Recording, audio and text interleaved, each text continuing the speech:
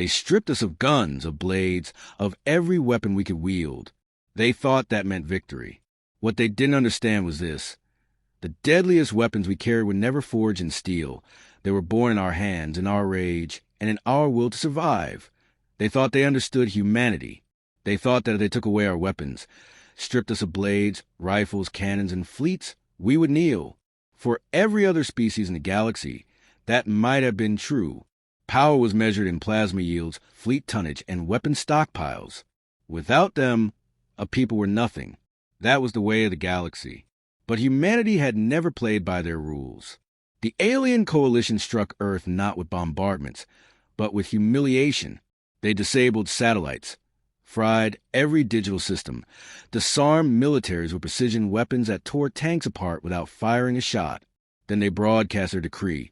The humans are disarmed. They are finished. In their minds, the war was over before it began. A species without its tools was helpless. They had cataloged our rifles and warships, our artillery and bombs, and concluded that without them, we were just fragile mammals. They had not cataloged our hands. The first clash came in the shattered streets of New Shanghai. Alien soldiers marched through ruins with shock batons and energy shields. They expected surrender. Instead, they found mobs of unarmed humans charging into their ranks, fists slamming against armored jaws, hands tearing weapons from claws, teeth biting through scales. Alien commanders laughed at the savagery until entire units went silent. Reports came in of humans breaking bones with bare strikes, of necks snapped, of shields ripped away by raw strength. They weren't soldiers anymore. The aliens realized they were predators, not trained in formation, not bound by protocol, but fighting like cornered wolves. And wolves did not surrender. The coalition responded with brutality. They declared open season on any human who resisted, but resistance spread like wildfire. In the ruins of Sao Paulo, a group of human women ambushed a patrol using nothing but stones and broken glass, leaving armored bodies scattered in the gutters. In Lagos, children swarmed an alien dropship, prying its hatch open with their bare fingers, dragging the crew out one by one. In the frozen wreckage of St. Petersburg, old men fought with nothing but their hands until their knuckles split open, and still the aliens could not push them back. It was never about numbers. It was about will. The coalition's generals kept demanding reports on how unarmed humans could stand against them. The answer was always the same. They don't stop. They don't stop even when they should already be dead. And that terrified them, because every alien species knew fear. Every empire knew submission. But humans, they kept fighting when the body broke, when blood loss should have ended them, when every bone screamed for surrender. They fought with hands because they had nothing else. And when even their hands shattered, they fought with what remained. For the first time, the coalition began to understand that disarming humanity had not broken them. It had freed them. Guns, blades, fleets, those had only been tools. What the aliens now faced was something primal, something older than steel or fire. They faced a human will to fight with bare hands, and bare hands were enough. The coalition underestimated what they had unleashed. In their records, humans were supposed to be disciplined soldiers relying on technology. Strip away the rifles, disarm the fleets, and they would be broken. Instead, the galaxy began hearing whispers of nightmare. Humans fighting with nothing but flesh and bone and winning. It began in the prison camps. The aliens had gathered thousands of captives in containment zones, surrounded by energy fences, guarded by patrols armed with shock lances. They thought it secure. But one night, in the shadows of the cages, a riot exploded. Humans broke fence posts with their bare shoulders, pried open gates with bleeding fingers, and swarmed their captors. Entire platoons of armored soldiers disappeared under waves of fists, teeth, and improvised weapons ripped from the environment. When the smoke cleared, the camp was empty. Every human had vanished into the night. The story spread faster than light. Prisoners who should have been broken had fought their way free without guns, without knives, just hands. On colony worlds, the resistance grew bolder. In the jungles of Borneo, Hunters who once used rifles now set ambushes with nothing but their bodies, leaping from trees to choke alien soldiers with bare arms. In the deserts of Nevada, survivors turned their hands into weapons, striking throats, gouging eyes, crushing joints until alien patrols stopped entering the sands altogether. In the drowned ruins of Jakarta, divers dragged alien scouts beneath the water and never let them surface again. The coalition escalated. They deployed mechanized enforcers, machines designed to break mobs. But humans swarmed them too. They ripped open panels with bloody hands, tore wiring from guts of machines, and smashed power cores with stones until they burned. Alien commanders watched in disbelief as bare-handed survivors dismantled technology that should have been untouchable. The aliens tried to explain it away. They said humans were reckless, suicidal, undisciplined. And yet, patrols stopped returning. Garrisons fell silent. Supply routes vanished. What began as isolated uprisings became coordinated resistance. And at the center of it all was not an army, not a general, not even a fleet. It was a human instinct to fight with whatever they had left, even if all they had were their hands. Reports from the front grew more disturbing. Captured soldiers described being overwhelmed by humans who showed no fear or pain. They fought with broken fingers, dislocated shoulders, shattered ribs, yet kept moving, kept striking, kept tearing at their enemies until someone died. The aliens began to whisper among themselves. They do not fight to win. They fight to destroy. And the truth was worse than that. Humans did fight to win, but their definition of winning was not survival. It was defiance. It was showing the galaxy that no matter what was stripped from them, no matter how badly they were cornered, they would never stop. The coalition believed for the first time, only a matter of time. Coalition warlords humanity had shown ferocity. They had seen empires collapse. But ferocity burned rebellions rise. They assumed the uprisings would fade. But none had ever seen unarmed mobs would eventually entire species fighting alien fleets and somehow making nothing enough. But humanity was no longer about humanity adapted. It was about fear. At first, it was scattered chaos. And the coalition was starting to feel it. Hands tearing through patrols. Then, somehow, without generals, without communications, without fleets, it began to align.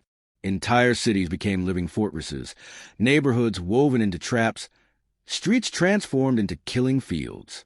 In Manila, humans learned to collapse towers by hand, ripping through supports, sending skyscrapers crashing onto armored columns. In Cairo, they dragged alien tanks into alleys too narrow to maneuver, climbing over them like swarms, ripping hatches open with bleeding fingers, pulling crews out by their throats.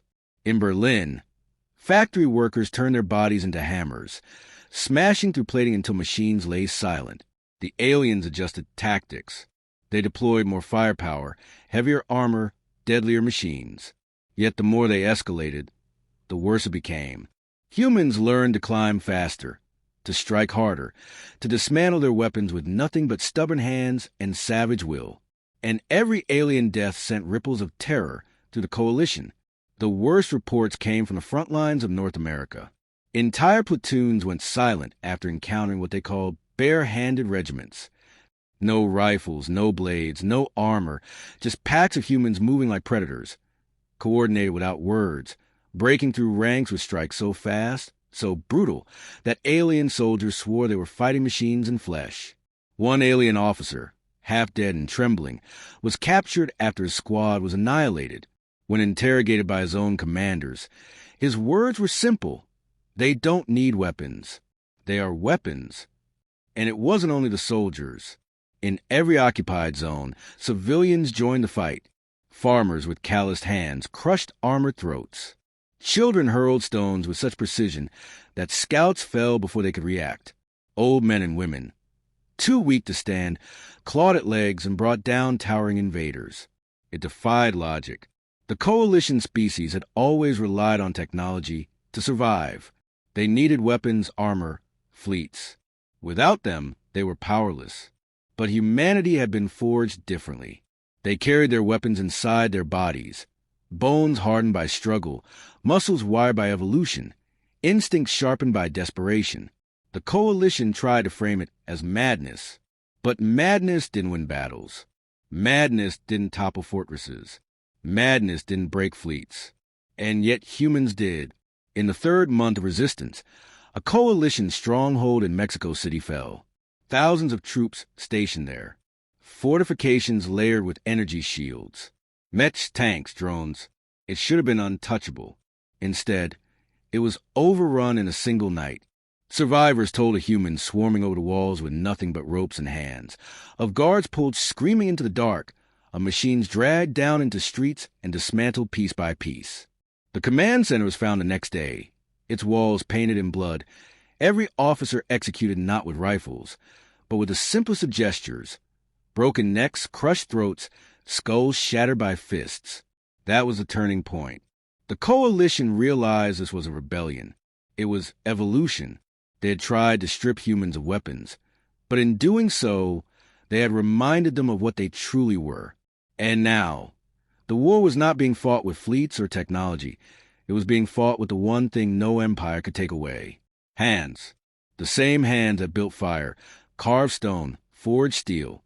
The same hands that had shaped Earth itself. The same hands that now tore apart alien empires with nothing more than rage and will.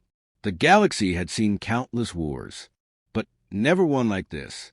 Never one where an unarmed species brought fleets to their knees, not with guns, not with blades, but with something far simpler and far deadlier. The alien stronghold was built on intimidation, black iron towers stabbing at the sky, walls laced with pulse cannons, and banners of the Empire fluttering like the teeth of a predator. The Zorth had ruled by fear for centuries, but the humans were not here to bow. They came with no weapons, no blades, only their bodies and the unshakable that had carried them across 1,000 battlefields. The last march began before dawn. The humans moved in silence, wrapped in shadows, their hands flexing, their hearts steady. For them, war was no longer about the clash of steel or the blaze of guns. It was about stripping an enemy of its illusions. The Zorth believed technology would always win. They believed muscle was primitive, bones fragile, flesh weak. They had never understood that within those fragile frames burned something sharper than any blade, a relentless refusal to break. The gates of the stronghold opened, and the alien war host poured out, armored in steel, wielding energy lances that hummed with lethal promise. They laughed as they saw the humans standing barehanded before them, clothed in nothing but light armor and ragged uniforms. The alien commander sneered, amplifying his voice so the words echoed across the battlefield. "Where are your weapons, humans? Did you come to kneel before us with open hands?" A ripple of human voices answered, not in words, but in laughter. Quiet, steady, defiant. It was not madness, though the aliens thought so. It was the calm before the storm. Then the humans moved. They crashed into the armored line like a living wave, hands finding weaknesses in plates, fingers digging into throats, palms striking with bone-shattering force. Every motion was deliberate, every strike guided by centuries of distilled combat knowledge passed through drills, scars, and survival. A soldier named Tessa ducked beneath a lance, her hand snapping the alien's wrist before crushing its throat with a single push of her palm. Another, Darius, drove his elbow into an enemy's chest, cracking armor with the raw force of human rage. They fought not like machines but like storms, unpredictable, furious, unyielding. The aliens panicked. Their weapons became useless in close quarters, their formations broken, their confidence shattered. They had trained for distance, for domination by firepower.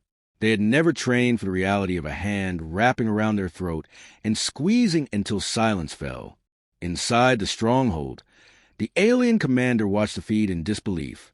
His species had conquered worlds, enslaved thousands, and erased rebellions. But here, now, in the heart of their power, they were being dismantled not by superior firepower, but by something infinitely older, human hands. As the tide of the battle turned, the ground itself seemed to remember. The dust drank the blood of the fallen. The walls shook with the echoes of screams, and the banners of the Empire fell one by one. The humans moved deeper into the fortress, room by room, hall by hall, leaving behind broken bodies and silence. At the throne room doors, a group of bloodied soldiers paused.